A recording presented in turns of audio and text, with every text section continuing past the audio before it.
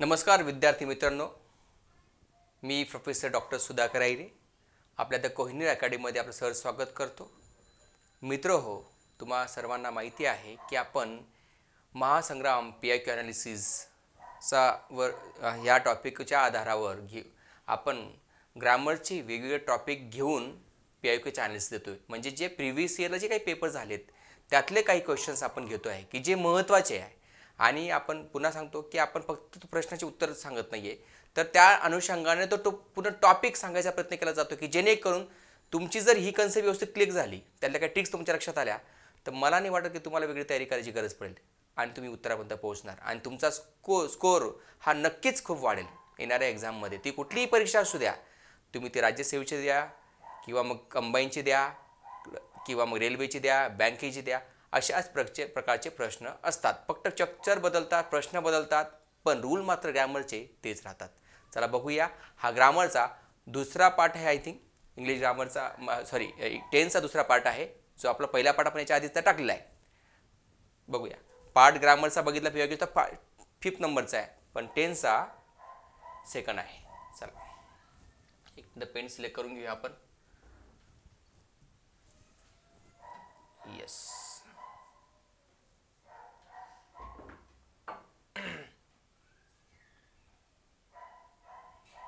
इकडे रेड घेऊया. Okay, done. So let's see the first question we have the screen. So let's read. Fill in the blank with the most appropriate form of the verb given in the brackets. म्हणजे काय म्हटलंय आपल्याला? appropriate form of the verb सांगितलं आहे. Pen जरा दुसरा घ्यावा लागेल असं वाटतंय आहे. Yes, okay, done. तर appropriate form of the verb निवडायला सांगतायत, राईट. कधी आला होता प्रश्न? कंबाईन ग्रुप C 2021 ला आलेला विचारलेला प्रश्न आहे मित्रो. बघा, पहिले सेंटेन्स बघा, we that just for you for 2 hours, आणि इथे म्हटलंय वेट. म्हणजे हे वर्ब दिलंय, याच्यासोबतचे काही 4 ऑप्शन दिले, त्या वर्बला कोणता ऑप्शन करेक्ट बसतं याच्यामध्ये ते आपल्याला सिलेक्ट करून तिथे फिलअप करायला सांगितलेलं आहे. चला, तर आता मित्रो, हॅव बीन वेटिंग. आता हॅव बीन वेटिंग हे उत्तर आहे. का उत्तर आहे त्याचं एक्सप्लेनेशन मी देतो. इथे का उत्तर मित्रो, प्रत्येक टेन्स बघत असताना जरा बारीकाईने प्रत्येक ग्रामरचं सेंटेन्स बघत असताना थोडं बारीक नजरेने जर बघितले, काही ट्रिक्स तिथे आपल्याला सापडत असतात. तुम्हाला प्रत्येक सेंटेन्समध्ये मी तुम्हाला ट्रिक्स दाखवायचा प्रयत्न करतोय आणि आता पुढच्या सेंटेन्समध्ये जे आहे क्वेश्चन त्याच्यातही दाखवेल. इथे एक ट्रिक्स अशी आहे की ती आपल्याला हायलाईट करते की उत्तरापर्यंत कसं पोहोचायचं आहे. इथे कोणती ट्रिक्स आहे? इथे बघा, फॉर 2 hours हा जो आहे हा डेफिनेट टाइम आहे मित्रो. डेफिनेट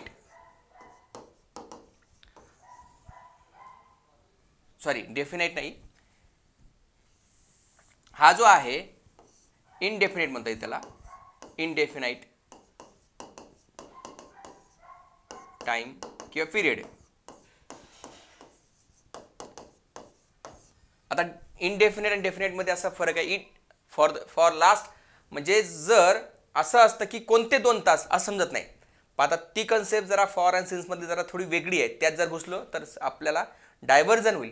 पण एक सांगतो, कीवर्ड इथे काय आहे की जेव्हा वाक्यामध्ये फॉर आणि सिन्स दिसले की समजून घ्यायचं इथे हा चालू पूर्ण काळ असेल, तो कोणताही असेल, तो प्रेझेंटचा असेल, फ्युचर असेल किंवा पास्टचा असेल. सिन्स आणि फॉर हा जास्त करून एनी परफेक्ट, एनी चालू पूर्ण काळ म्हणजे परफेक्ट कंटिन्युअस परफेक्ट काळ, टेन्स असं त्याला म्हणतात. तर इथे बघा, आता इथे जर बघितलं हॅव बीन हे उत्तर आहे आणि आर वेटिंग काय येणार नाही. Are waiting for you for 2 hours असं येत नाही. म्हणजे फॉर आणि सिन्स कोणत्या पण कुठल्याही च्या continuous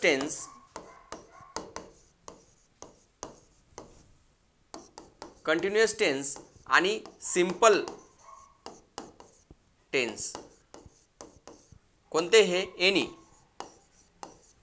any continuous tense any simple tense मध्ये फॉर आणि सिन्सचा वापर होत नाही. फॉर अँड सिनचा वापर होत नाही. तर म्हणून आर वेटिंग इथे येणार नाही. Would have been waiting. आता फ्युचरमध्ये वुड हॅव बीन हा या प्रकारचा याचा कन्स्ट्रक्शनमध्ये बसत नाही. हे ऑर दिसतंय. None of will have been ठीक होतं. वुड हॅव बीन हे असं जरा बसत नाही आहे. नन ऑफ दिसतं याचा काही संबंधच नाही आहे. म्हणजे उत्तर हॅव बीन वेटिंग कसं आहे, we have been waiting for you 2 hours. आता जर आपण कोणाची तरी आपल्याला प्रत्येकाला एखाद्या बऱ्याच वेळेला आयुष्यामध्ये बऱ्याचदा आपण कोणाची तरी वाट बघत असतो आणि ते डेलीची रुटीनचा पार्ट असतो कधी कधी. तर इथे काय म्हणतो की we have been waiting for you for 2 hours. आम्ही तुझी 2 तासापासून वाट बघतोय. एखाद्याला आपला टाईम दिला आहे आणि आपण त्याची वाट बघतो आहे, त्या अर्थाने हे सेंटेन्स आहे.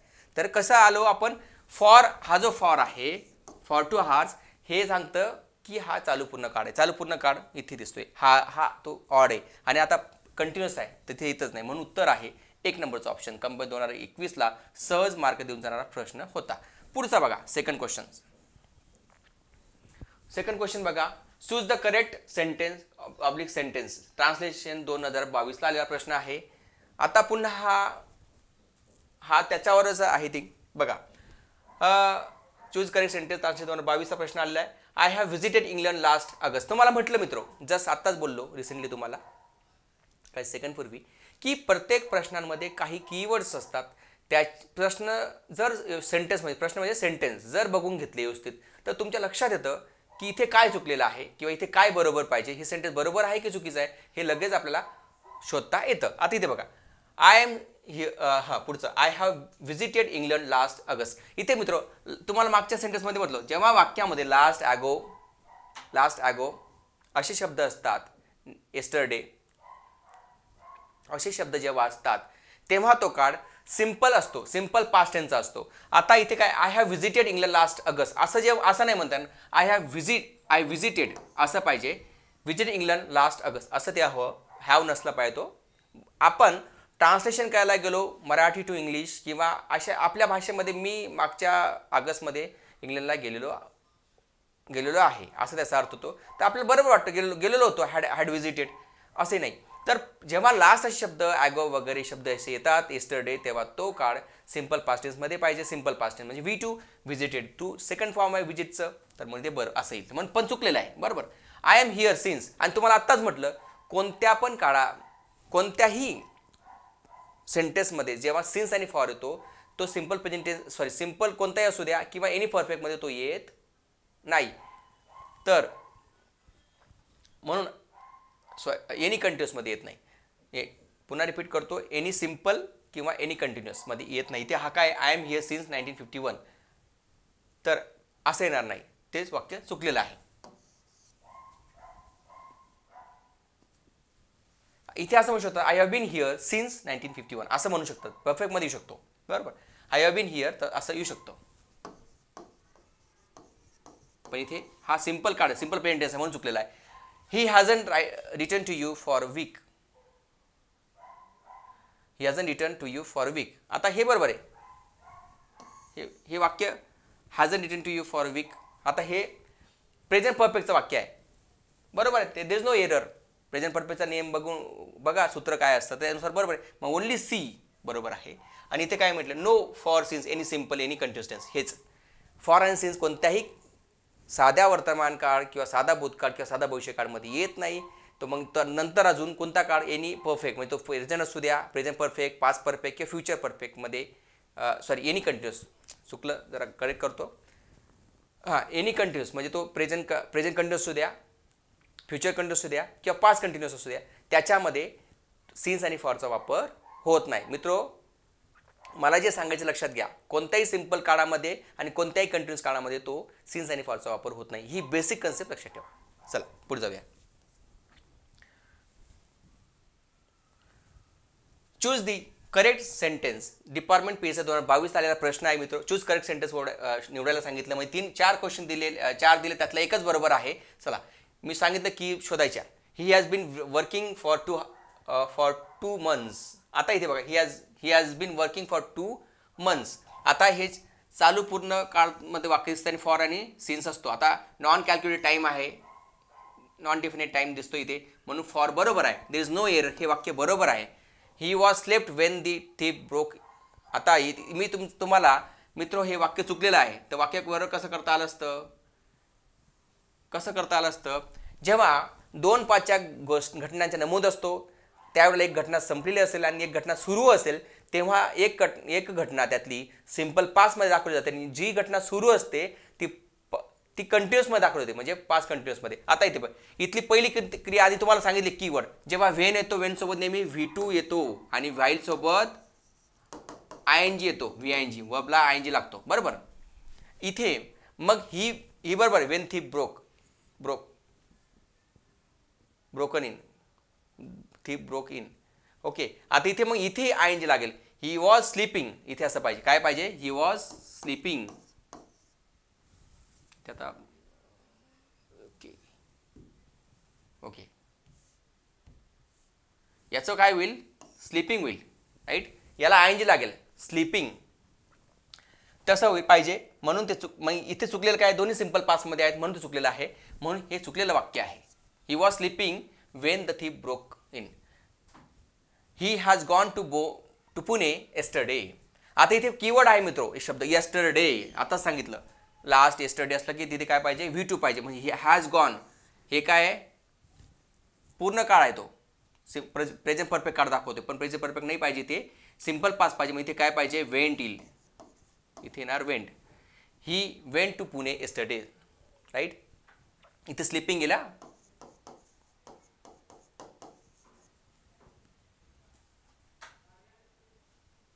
Right, sleeping. येस. आता पुढे we have gone there last week. इथे सुद्धा बघा मित्र, लास्ट वीक, इथे went. Yes, we have gone there last week. आता इथे बघा, इथे काय चुकलेलं आहे? Last week. पुन्हा सांगतो की हा काळ सिंपल पास्टमध्ये पाहिजे. मग हा कोणता काळ आहे? हा प्रेझेंट परफेक्टचा आहे. हॅव हॅज आला आणि V3 आला तर काय असतं? Present perfect. हे बी चुकलेलं आहे. मी इथे पाहिजे वेंट. म्हणजे हे चुकलेलं आहे, हे चुकलेलं आहे. फक्त option number 1 is right answer of this question. So which is correct? 1 number is correct.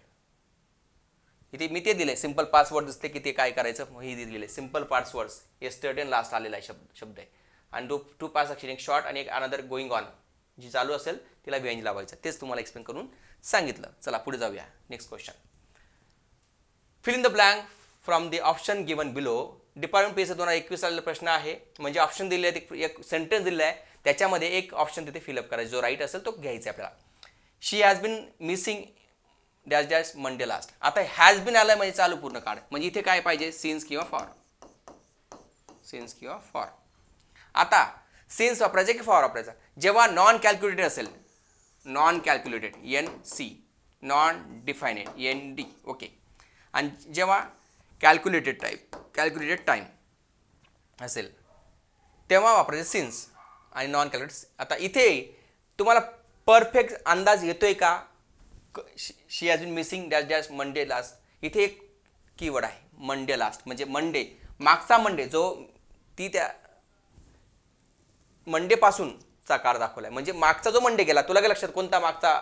बोलताना कम्युनिकेशन जर मी तुम्हाला मागचा सोमवारी बोलत असेल तर तुमच्या लक्षात येईल की आता जो सोमवार गेला तो सोमवाराबद्दल, त्याच मंडेबद्दल सर बोलतायत, राईट. आणि त्या दिवशी तारीख काय होती लगेच लक्षात येतं, बरोबर.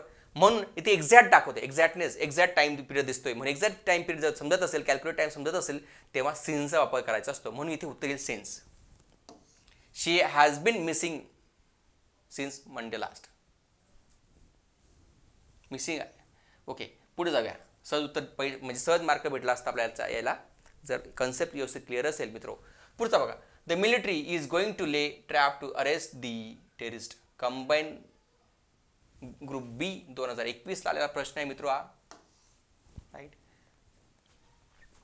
आता the underline form of in the sentence is use to convey. असा इथे काहीतरी अंडरलाईन असेल, इथे वाटतं गोइंग टू असेल इथे काहीतरी. ठीक आहे, अंडरलाईन करायचं राहिलं आहे, हरकत नाही, एडिटर करून ते राहिलं आहे. The underline form in the sentence also use to convey. Okay.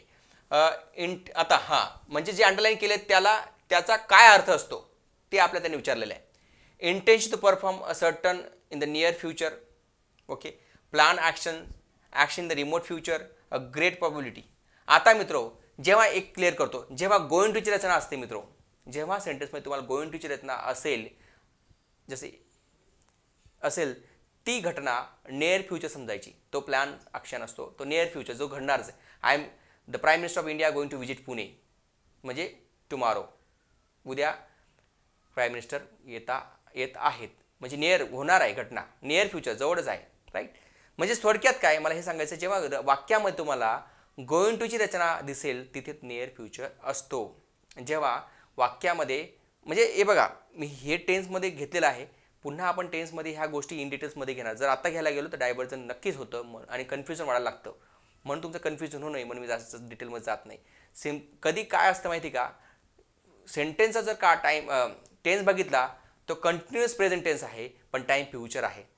तसंच सिम्पल प्रेझेंट टेन्स दिसतो पण टाईम फ्युचर असतं. हे सर्व हा टेन्सचा पार्ट आहे मित्रो, आणि तो टेन्स पार्ट आपण इथे डिटेलमध्ये शिकू शकत नाही, कारण की जर ते केलं तर पुन्हा सांगतो की डायव्हर्जन 100% होणार. म्हणून पण लक्षात घ्या एक गोष्ट, जेव्हा वाक्यामध्ये गोइंग टू असते तेव्हा त्याला नियर फ्युचर म्हणतात किंवा इमिजिएट फ्युचरही त्याला म्हटलं जातं. राईट. ते मग लिहिलं असेल नियर फ्युचर और इमिजिएट फ्युचर. गोइंग टूची रचना आहे म्हणून इमिजिएट, म्हणून उत्तर पहिलं आहे, बाकीचे नाही आहे. राईट. चला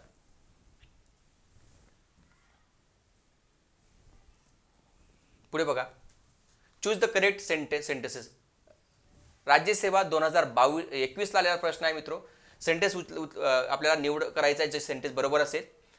I will see Mister Mehta if I will be visiting Valsad. Okay. Valsad हे गुजरातमधलं एक शहर आहे. Okay. I will see Mister Mehta if I will be visiting Valsad. आता इथलं पहिलं वाक्य चुकलेलं आहे, सांगतो का. मागचं सेंटेन्स मागच्या स्लाईडमध्ये मी तुम्हाला शिकवलं. जेव्हा कंडिशनल सेंटेन्स असतात, कंडिशनल कीवर्ड शोधायचे. कंडिशनल कशामुळे म्हटलं मी, इफ. जेव्हा कंडिशनल सेंटेन्स असतात, ही गोष्ट तुम्हाला सांगितली. कंडिशनल सेंटेन्समध्ये जे कंडिशनल कंजंक्शन असतात त्याच्यामध्ये टेन्स असतो, आणि दुसऱ्या जो पार्ट त्याच सेंटेन्सचा दुसरा पार्ट असतो सब पार्ट, त्याच्यामध्ये असतं मॉडेल. आणि दुसरी एक कन्सेप्ट सांगितली होती की दोन्ही सेंटेन्स टेन्सचे नसतात, दोन्ही सेंटेन्स मॉडेलचे नसतात. म्हणजे इकडे मॉडेल म्हणजे शॅल विल इकडे आणि शॅल विल इकडे बी तसं येत नाही. इकडे कॅन असं येत नाही. राईट. किंवा इकडे सिंपल पेंटेन्स इकडे सिंपल पेंट असं येत नाही. इकडे सिंपल पास इकडे सिंपल पास असं, म्हणजे एका टेन्सचे येत नाही. एकामध्ये टेन्स पाहिजे तर दुसऱ्यामध्ये मॉडेल पाहिजे, आणि ते मॉडेल बी कोणतं पाहिजे, ह्या टेन्सला मॅच होणारं मॉडेल असलं पाहिजे. आता इथे काय चुकलं आहे की दोन्ही ठिकाणी काय वापरलं माहिती आहे का, तुम्हाला सांगतो. दोन्ही ठिकाणी टेन्स मॉडेल वापरलेले आहेत. If I will be visit, आता इथे बी मॉडेल, इथे पण मॉडेल आहे. तर मी इथे एक करेक्ट कसं करता येईल, म्हणजे हे नसलं पाहिजे, इथे हा टेन्स पाहिजे होता आणि हे मॉडेल इथे बरोबर आहे. म्हणजे चुकली इथे.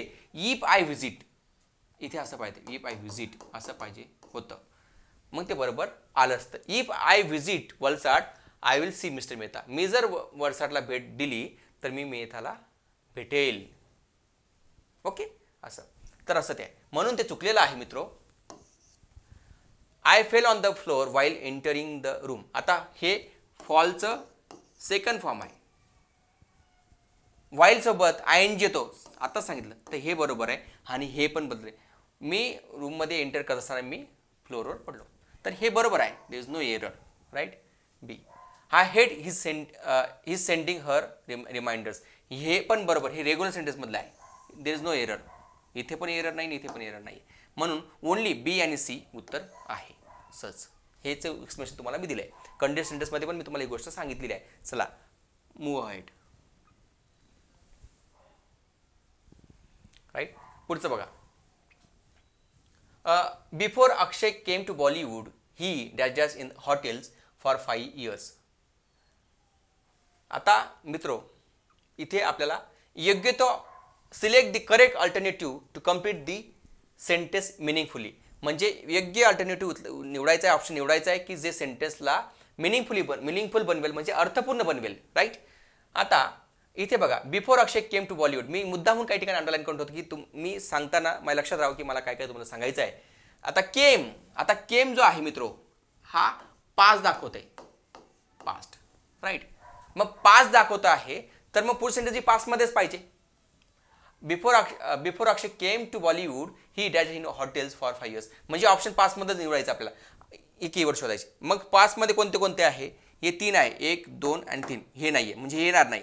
पण काही वेळेला तुम्ही काय केलं असतं, कीवर्ड दुसरी शोधली असती. इथे फॉर आणि सिन्स कोणत्या काळात येतं? चालू पूर्ण काळ. मग तो कोणता असू द्या, प्रेझेंट असू द्या, पास्ट फ्युचर. मग तुम्ही याचा विचार केला असता किंवा तुम्ही याचा पण विचार केला असता. मग तुम्ही काय केलं असता, पहिली कीवर्ड जर लावली असते तुम्ही हे 2 ऑप्शन एलिमिनेट केले असते. वॉज येणार नाही आणि हॅड होणार नाही. तुम्ही लावलं असतं फॉरची कीवर्ड. तर मग तुम्ही दोघं ती कीवर्ड लावली तर हे 2 ऑप्शन निघून जातात. कोणते कोणते? वॉज आणि हॅज हे निघतात, राईट. मग उरतात हॅड आणि वर्क. मग तुम्ही परत म्हटले असते की हां हे 2 निघाले असते, फर्स्ट आणि थर्ड. कशावरून? की फॉर आणि सिन्स हा चालू पूर्ण काळात येतो. मग चालू पूर्ण काळ कोणते आहेत? हा 1 आहे आणि हा 2. या 2 मध्ये उत्तर आहे. म्हणजे हे गेले असते. हा कोणता आहे? पास्ट कंटिन्यूअस मध्ये फॉर किंवा सिन्स येत नाही आणि राईट. पण हॅड वर्कमध्ये येतो बाकी, राईट. हा पण ऑप्शनमध्ये राहिला असता, बरोबर. मग 3 मध्ये तुम्ही अडकले असते परत. पण दुसरी कीवर्ड जर लावली की तुम्हाला सांगितली की हे वाक्य पहिलं पास्टमध्ये आहे तर मग दुसरा ऑप्शनमध्ये पास्टमध्येच पाहिजे. मग तुम्ही इथे येऊन थांबता दोघांमध्ये, हॅड वर्क आणि हॅड बीन वर्क. मग लगेच समजलं असतं की जर ही की लावली तुम्ही पास्टची तर तुम्हाला लगेच लक्षात येतं की परफेक्ट न देणं येणार हा कंटिन्युअसचा काळ आहे. फॉर 5 इयर डेफिनेट एक इनडेफिनेट टाईम आहे, नॉन कॅल्क्युलेट टाईम आहे. म्हणून हॅड बीन वर्किंग पाहिजे, right. Before Akshay came to Bollywood he had been working in hotels for 5 years. मग तो अक्षय बॉलिवूडमध्ये येण्याच्या आधी तो 5 वर्ष तो हॉटेल्समध्ये काम करत होता, असं त्याचा अर्थ आहे. तर म्हणून उत्तर तुमचं हॅड बीन वर्किंग हे पाहिजे, राईट. चौथा नंबरचा ऑप्शन पाहिजे. चला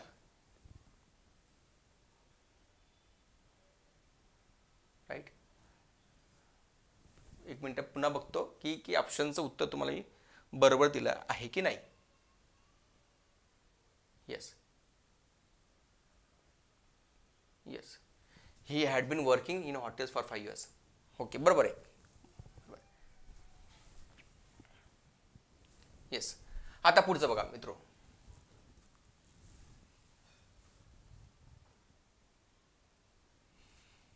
choose correct substitute of the following sentence. Departmental ASO 2021 आलेला प्रश्न आहे मित्रो, right. Shashikala is not even understanding simple equations. मित्रो हा स्टेटिव्ह वर्बचा प्रश्न आहे. तुम्हाला म्हटलं आहे स्टेटिव्ह वर्ब जे आहेत नो, थिंक, सी, नंतर बिलीव्ह, हिअर, फील, स्मेल यांना असे बरेच आहे. बिलॉंग यांना ING लागत नाही. तर मग त्यांचा वापर जर तुम्ही त्या टेन्समध्ये करत असाल, मग तो कोणता टेन्स असू द्या, मग त्याला त्या टेन्सच्या परफेक्ट फॉर्ममध्ये आणायचा, साध्या काळामध्ये आणायचा. म्हणजे तुम्ही जर कंटिन्युअस टेन्समध्ये वापरत करत असाल, म्हणजे फॉर एक्झाम्पल प्रेझेंट कंटिन्युअसमध्ये वापरत असाल तर त्याला सिम्पल टेन्समध्ये ठेवा, असं मला म्हणायचं आहे. हा सुद्धा एक डिटेलमध्ये शिकवायचा टॉपिक आहे. आपण ह्याला फक्त टेटिव्ह वर्ब या कन्सेप्टवर आपण याला पुढे व्यवस्थित शिकवणार. पण आता या अनुषंगाने एवढंच सांगेल की Shashikala is not even understanding simple equations. आता याचा काळ जर बघितला मित्रो, इज नॉट इवन अंडरस्टँडिंग हा प्रेझेंट कंटिन्युअस टेन्स आहे. प्रेझेंट कंटिन्युअसमध्ये हा अंडरस्टँडिंग हा स्टेटिव्ह वर्ब आहे. तर याचा अंडरस्टँड पाहिजे आणि इज नाही पाहिजे, राईट. याला निगेटिव्ह करायचं असेल तर डज नॉट होईल, म्हणजे सिम्पल काढायचा. म्हणजे हा जो काळ आहे हा प्रेझेंट कंटिन्युअस आहे. प्रेझेंट कंटिन्युअसचा आपल्याला सिम्पल पेंटेन्स करायचा. जर तुम्ही स्टेटिव्ह वर्ब वापरला असेल तर तुम्हाला वापरायचा असेल स्टेटिव्ह वर्ब वापरायचा असेल तर तो कंटिन्युअस टेन्समध्ये न वापरता तो त्या सिम्पलमध्ये वापरायचा, सिम्पल टेन्समध्ये वापरायचा, राईट. तर मग याचं होईल Shailaka does not even understand simple equation. मग जिथे डज नॉट असेल ते बरोबर आहे. आता हे उत्तर आहे इथपर्यंत तुम्हाला सांगितलं. पण हे काय गेलं हे सांगतो. Shashikala don't understand even simple equations. आता डोंट हा जो आहे हा ही शी इट जो असतो, ही शी इट किंवा एखाद्या व्यक्तीचं नाव हा त्यातला आहे. मग याच्यासोबत नेहमी डज येतो, डोंट नाही येत. सिंग्युलर पाहिजे, हे प्लुरल आहे म्हणून चुकलेलं होतं. हे तर उत्तर आहे. Shashikala hasn't understand even simple equations. आता हॅजंट सोबत अंडरस्टूड पाहिजे म्हणून हे चुकलेलं आहे, ह्याचा काही संबंधच नाही आहे. Shashikala can not understand even simple equations. आता कॅनचा काही संबंध नाही आहे, काळ प्रेझेंट कंटिन्यूस आहे तर कॅन कशाला येईल, म्हणून उत्तर फक्त 2 नंबरचं आहे, असं ते उत्तर आहे. स्टेटिव्ह वर्बचं आहे. स्टेटिव्ह वर्बचे मित्र काही आपण इथे घेतलेल्या गोष्टी की जी कोणत्या शब्द आहेत ज्याला आयएनजी लागत नाही, त्याला ते सिम्पल फॉर्ममध्येच वापरावा लागतो. राईट. ते बघा इथे मी काही शब्द दिले आहेत ते तुम्ही बघून घ्या, याचा फायदा तुम्हाला नक्की होणार. जर परीक्षेमध्ये हे शब्द दिसले तर समजून घ्यायचं की याच्यामध्ये याला सोबत आयएनजी लागणार नाही. वर्ड्स ऑफ परसेप्शनची लिस्ट दिली आहे, वर्ड्स ऑफ फिलिंग्स और स्टेट ऑफ माइंडची लिस्ट दिली आहे, वर्ड्स ऑफ थिंकिंगची दिली आहे, वर्ड्स ऑफ पोझिशनची दिली आहे, वर्ब सच ॲज यांचं सुद्धा दिलं आहे. कन्सिस्टिंग, कीपिंग, कॉस्टिंग असं म्हणत नाही. हे सर्व मित्र हो यांना आयएनजी लागत नाही. यातले काही असे वर्ब आहे मित्र एक विशिष्ट सिच्युएशनमध्ये त्यांना आयएनजी लागतो. म्हणजे for example think, see, taste यांना आयएनजी लागतो, त्यांचा वेगळा अर्थाने जर वापर केला असेल. जसं टेस्टचा अर्थ टेस्ट म्हणजे टेस्टच्या अनुषंगाने, जसं हनी टेस्टिंग स्वीटली, म्हणजे याच्यात ते बरोबर आहे. म्हणजे टेस्टचा अर्थाने हनीचा टेस्ट जो आहे तो गोड असतो, टेस्टिंग स्वीटली असं. Banana juice is testing sweetly असं, तर तिथे बरोबर आहे. तसं सीचा जर अर्थ तुमच्या वाक्यामध्ये प्लॅन, मीट, अपॉइंटमेंटच्या अर्थाने वापरलं तेव्हा त्याला सी वापरतात. जसं principal is seeing student tomorrow, म्हणजे the principal is seeing student tomorrow.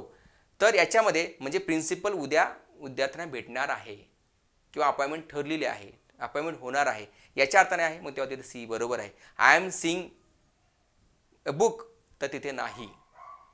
तुम्ही जर त्याला मी पुस्तकाला भेटतो आहे असा अर्थाने वापरलं तर ठीक आहे, पुस्तकाला भेट देते आहे तर त्याच्या अर्थाने बरोबर आहे. पण त्याचा जो ॲक्च्युअल अर्थ आहे त्याच्याने जर घेतला तर तिथे आयएनजी नको आहे. तसंच सी, थिंक आणि टेस्ट याला विशिष्ट परिस्थितीमध्ये आयएनजी लागतो, पण बाकी ठिकाणी कोणालाही आयएनजी लागत नाही. याचं सुद्धा आपण स्टेटिव्ह वर्बचं मी तुम्हाला म्हटलं की याचं स्पेशल लेक्चर आपण घेणार की जिथे तुमच्या बारीक कन्सेप्ट क्लिअर केल्या जातील. पण स्टेटिव्ह वर्बला आयएनजी लागत नाही ही कन्सेप्ट लक्षात ठेवा. म्हणून त्या अर्थाने पुढचं वाक्य बघा. We dashes our hottest before it started raining. आता मित्रो इथे स्टार्टेड रेनिंग म्हणजे पाऊस सुरू होण्याच्या आधी. बिफोर सोबत आय थिंक बऱ्याचदा V2 येतो, ठीक आहे, तेही जाऊ द्या. आता इथे वाक्य बघा कसं, we our hotel before it started raining. आता इथे ना काही गोष्टी देऊन दिलेल्या आहेत म्हणून हे बाकीच्या गोष्टी लक्ष सोडून द्या. इथे त्यांनी डायरेक्ट सरळ विचारलेलं आहे उत्तर कसं जायचं. राज्यसेवा 2020ला प्रश्न आला होता आणि सहज मार्क देऊन जाणार होता, कारण की इथे त्यांनी डायरेक्ट सहज दिलेलं होतं की तुम्हाला काय शोधायचं आहे. बघा, which one of the following verb forms expresses the action in the past perfect in the sentence above. म्हणजे पास्ट परफेक्ट त्यांनी विचारलेला आहे. पास्ट परफेक्ट इथे कुठे आहे, हा रिच आहे, हा V2 आहे म्हणजे सिंपल पास्ट. वेअर रिचिंग हा VING आहे आणि वेअर दिसतोय म्हणजे past continuous right. Had reach हे past perfect. Tried to reach हे नाही आहे, हे तर काय ट्राईड टू रिच हे इन्फिनिटीचा फॉर्म आहे, हे नाही आहे. म्हणजे पास्ट परफेक्ट कुठे आहे, इथेच आहे, म्हणून पास्ट परफेक्ट इथे उत्तर आहे. We had reach our hotel before it started raining. त्यांनी काय विचारलं होतं, पास्ट परफेक्ट सांगा. तर पास्ट परफेक्ट उत्तर तर सी, ओनली सी उत्तर असलं पाहिजे, सी. Yes right. अशा प्रकारे उत्तर आपण सहज पोहोचता येतं. काही गोष्टी शोधायच्या असतात, व्यवस्थित वाचायचं. मित्र कधीही जेव्हा तुमच्यासमोर कुठल्याही परीक्षेचा म्हणजे सब्जेक्टचा प्रश्न असू द्या, त्याला पहिल्यांदा व्यवस्थित वाचायचं. Burden, back of the mind burden, pressure असतो, 100% असतो. तुमच्या अगर आम्ही असलो तर आम्हालाही बर्डन असेल, पण आपल्याला स्कोअर मिळवायचा, आपल्याला रिझल्ट आणायचा आहे. तर शांत डोके ठेवून जर प्रश्न समजून घेतला, त्याचे उत्तर ऑप्शन बघितले तर लगेच उत्तर समजतं. पण गोंधळ केला की शोधला नाही तर मग आपल्याला उत्तर प्रश्नांमध्ये 4ही ऑप्शन बरोबर वाटतात, कधी 3 बरोबर वाटतात, कधी 2 बरोबर वाटतात. याच्यामध्ये कन्फ्युजन वाटतात. ज्यांना 2 बरोबर वाटतात ते उत्तराच्या निम्मेपर्यंत पोहोचले, 70-80% पोहोचले असतात राईट. मग नंतर दुसरा एक की लावायची की कोणतं उत्तर आहे, आणि जर ट्रिक्स मी जे सांगतोय त्या ट्रिक्स लावल्या तर 100% पहिल्याच उत्तरापर्यंत पोहोचतात राईट.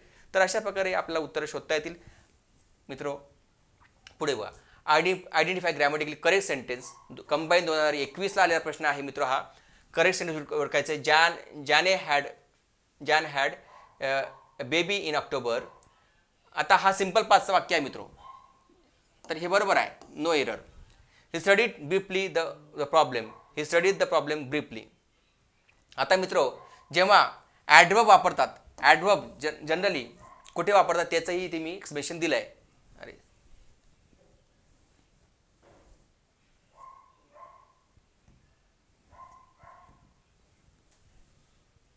एक मिनटं.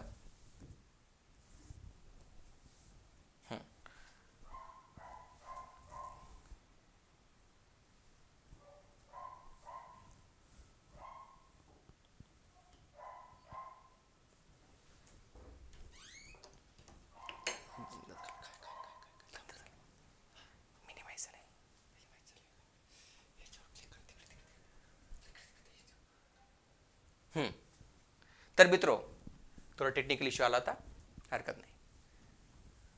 आणि लास्टच प्रश्न आहे वाटतं. हां, तर मित्रो इथे काय दिलं आहे, मी म्हटलंय की ॲडवर्ब जनरली ऑब्जेक्ट नंतर किंवा वर्ब नंतर वापरतात, जास्त करून ऑब्जेक्ट नंतर वापरतात. आता इथे ही स्टडीड ब्रीफली द प्रॉब्लेम हे जे दिलं आहे मित्रो, तर इथे हे चुकले काय आहे की हे जे ऑब्जेक्ट आहे यानंतर पाहिजे होतं, म्हणून जर हे ऑब्जेक्ट नसतं तर मग ही स्टडीड ब्रीफली तर बरोबर होतं, पण इथे ऑब्जेक्ट दिलेला आहे म्हणून तिकडे पाहिजे होतं. मग उत्तर हे चुकलेलं आहे हा प्रश्न. मग ही स्टडी द प्रॉब्लेम ब्रीफली, त्याने प्रॉब्लेमला ब्रीफली अभ्यास केला आहे, बारकाईने अभ्यास केला आहे, म्हणून हे बरोबर आहे. ओनली ए आणि सी बरोबर आहे, म्हणून ऑप्शन नंबर हे इथे लिहिले प्लेस ऑफ ॲडवर्ब, म्हणजे ॲडवर्बचे प्लेस जागा कुठे आहे ते लिहिलं मी, ऑब्जेक्ट किंवा वर्ब.